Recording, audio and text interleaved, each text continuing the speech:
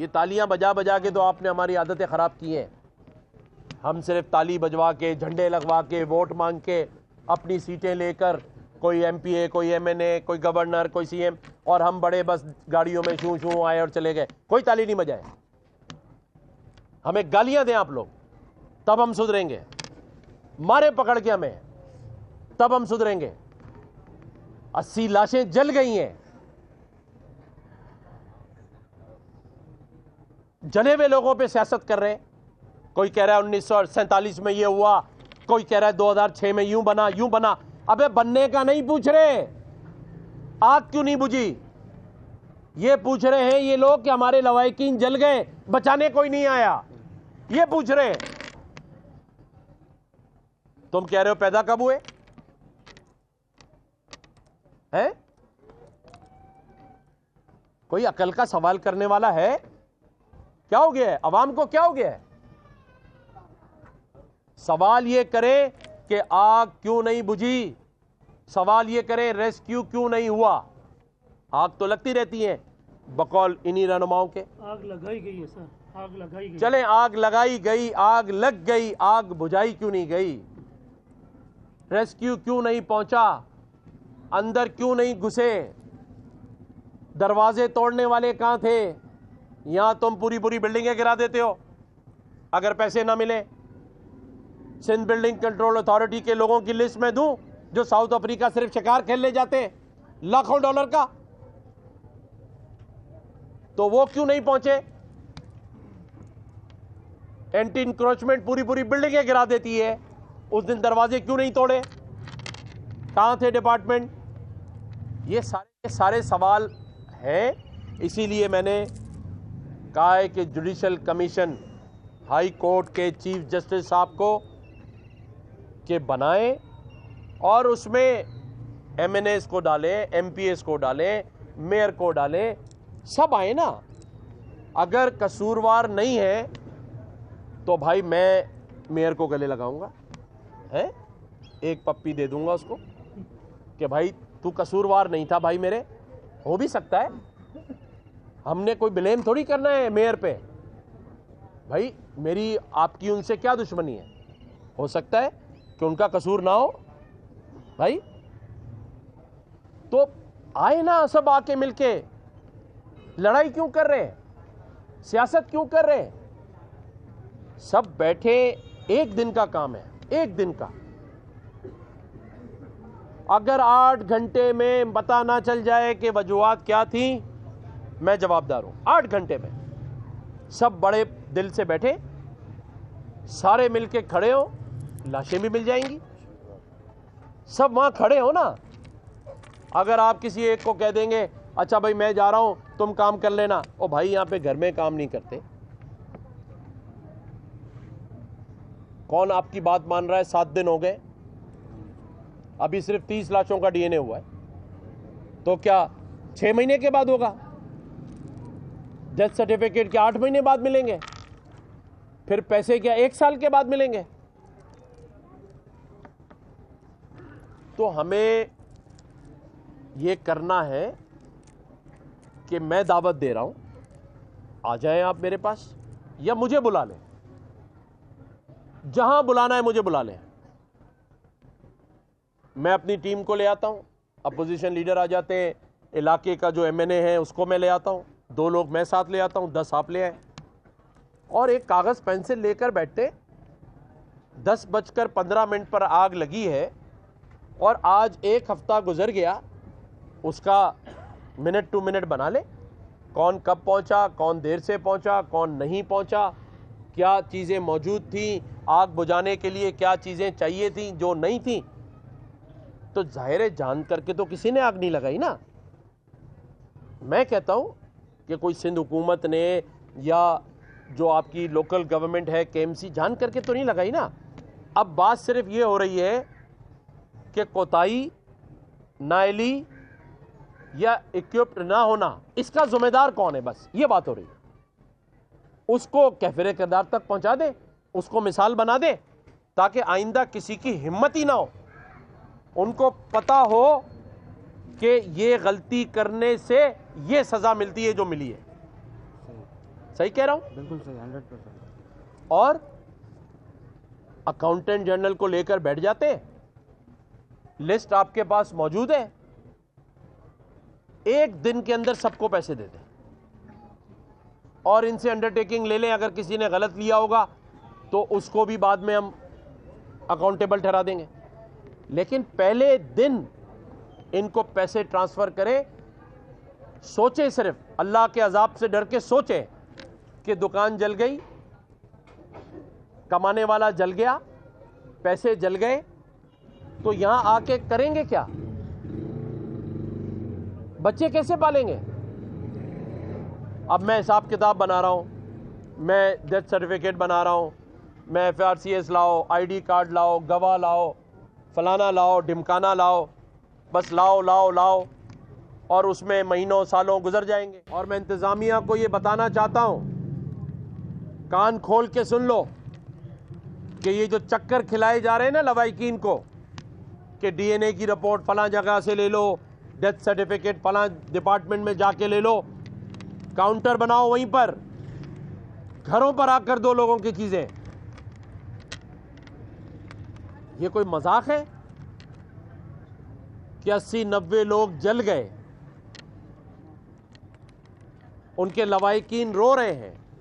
लोगों के घरों में जो रोजाना कमाते थे वो लाशें ढूंढने के लिए रोज जाएं, या 4-4 बच्चे इनके, उनके लिए खाने का इंतजाम करें। और बात ना करें। अभी आएगा तर्जुमान का मैसेज, और तर्जुमानों, मुझे जवाब देने के बजाय इंतजामिया से बात करो।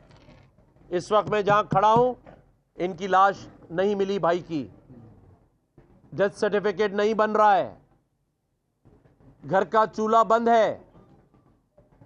इनके लिए बात करो, इनके लिए। मैं तो तुमसे बात कर लूंगा बाद में, मुझ तक तो बात करने में तुम्हें टाइम लगेगा भी। अल्लाह ताला के अजाब से डरें, और फिर अजाब कौमों पर आएगा तो आप लोग भी डरें। जो खामोश रहते, आवाज नहीं उठाते, जुल्म के खिलाफ आवाज नहीं उठाते, और जो आवाज उठाए उसको सियासत का शिकार कर दो, क्योंकि PTI को पसंद नहीं है, उनका वोट बैंक खराब हो जाएगा, क्योंकि गवर्नर पहले पहुंच गया, हम पहले नहीं पहुंचे। तो फिर टारगेट करो,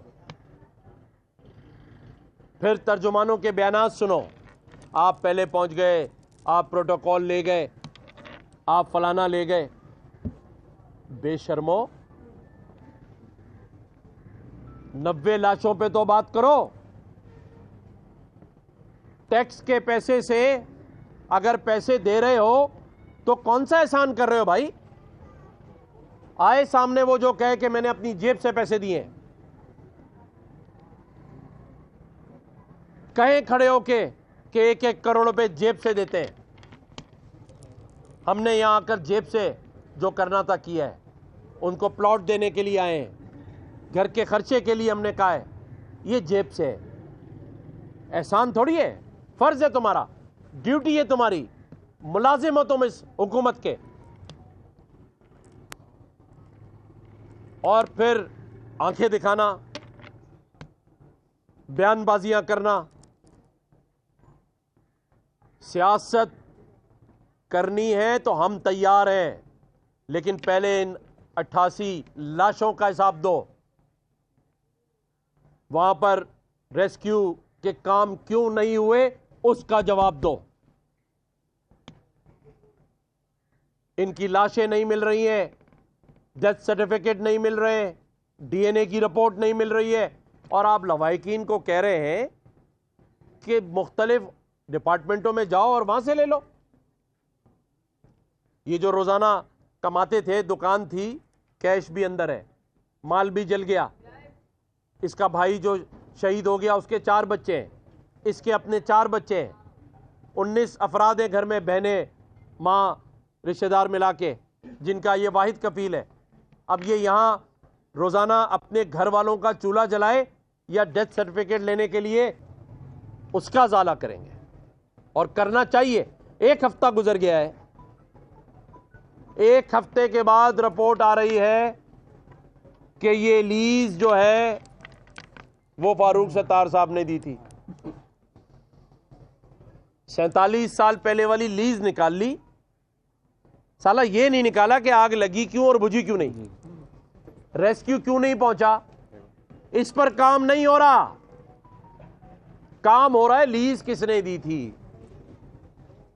तो ठीक है भाई, उस लीज को भी निकाल लो, ले आओ कटहरे में जिसको लाना है, मुझ समेत मैं तैयार हूं। अगर मेरा गुनाह वहां सबसे पहले पहुंचना, और ये मार्केट के ओहदेदार खड़े हैं, ये खुद मैं गवाह खड़ा है गवाह खड़ा हूँ। कि वहां पहुंचकर मैं फोटो सेशन करा रहा था या रेस्क्यू का काम कर रहा था। रेस्क्यू में भी लगे हुए थे सर। तो रेस्क्यू के काम में मैं नहीं गया था तो आप पहुंच जाते, मेरे साथ खड़े हो जाते। प्रोटोकॉल की बात करने वालों, जरा सीसीटीवी निकालो। मैं तो 1 किलोमीटर पैदल चलकर गया हूं।